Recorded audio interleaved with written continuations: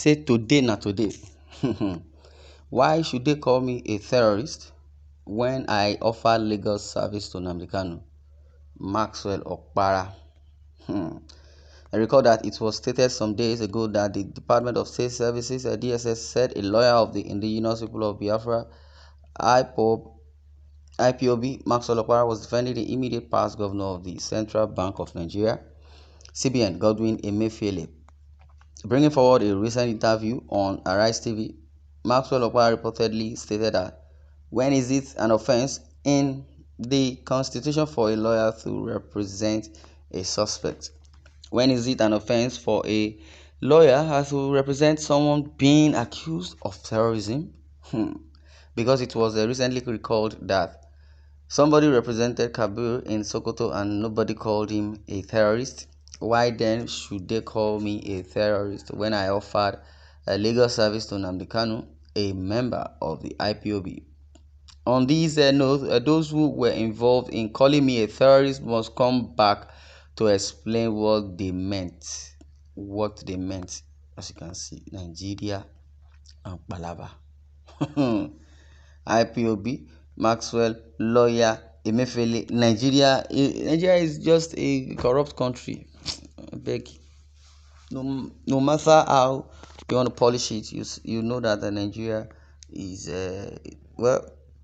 I pray that God will help us someday, sometime, some week, some whatever. In the northern part of the country, insurgency here and there. In the south or southeast, we talk about killings, kidnapping, and some other things. Even when the Igede natives also, of Benue State wrote to President Tinubu. Well, Tinubu is just, new in the office, and I believe he's listening to every plight of everyone as far releasing Nnamdi Kanu, insurgency, economic meltdown, subsidy, so many things on Tinubu's head. So that man like money, so maybe now the money aspect he wanted to go for first. And let him see how he's going to, fight against insecurity in the country.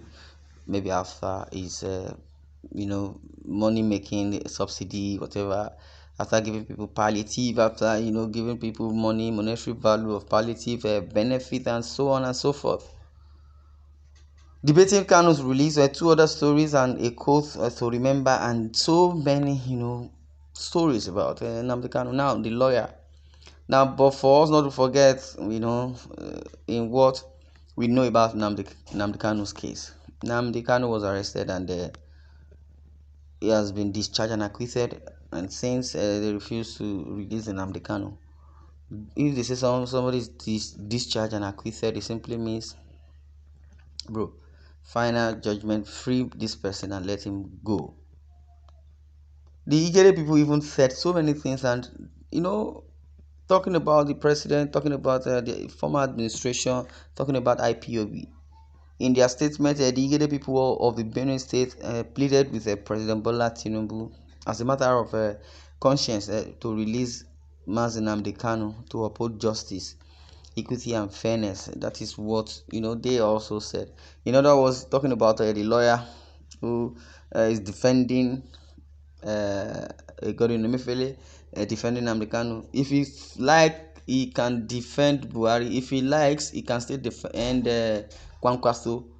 Defend anybody defendable as per you're in Nigeria and he has license. If he has license to travel abroad to go and defend a white man, he can do so, terrorist or no terrorist. If the other way is the case, if the person is advocating for is not even a terrorist, maybe it's just the complainant or the plaintiff, he can defend that as well.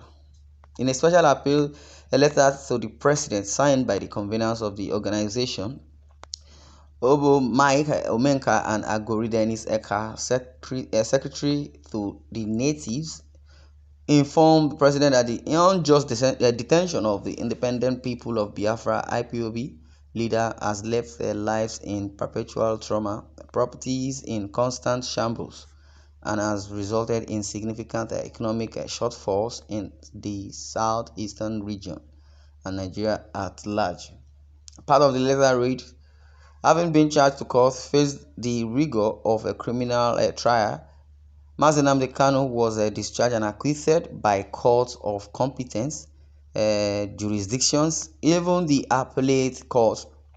Nigerian government under the previous administration in contemptuous and flagrant disregard to rule of law and natural justice, yet continually kept Nnamdi Kanu in detention, causing civil unrest not only in the southeast but across the entire country. This unjust situation has left lives in perpetual trauma and properties in constant shambles, and has resulted in significant economic shortfalls in the southeastern region and Nigeria as a whole. Now, they said the family believe that no government can thrive on the foundation of injustice. A region that feels marginalized and voices its grievances deserves genuine inclusiveness or the right to demand freedom. Denying them this fundamental human right is a stain on our democracy. Truly, it's a stain on democracy. And why should they even call him a terrorist? Or rather, why should they call a lawyer a terrorist when I offer legal service to Nnamdi Kanu?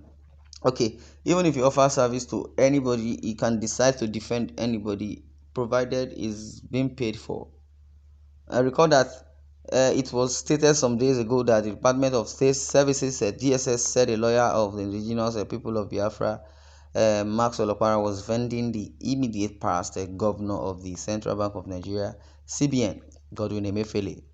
Also bringing forward a recent interview on Arise TV. Also, Maxwell Opara reportedly stated that when is it an offense in the constitution for a lawyer to represent a suspect? When is it an offense for a lawyer to represent someone being accused of terrorism?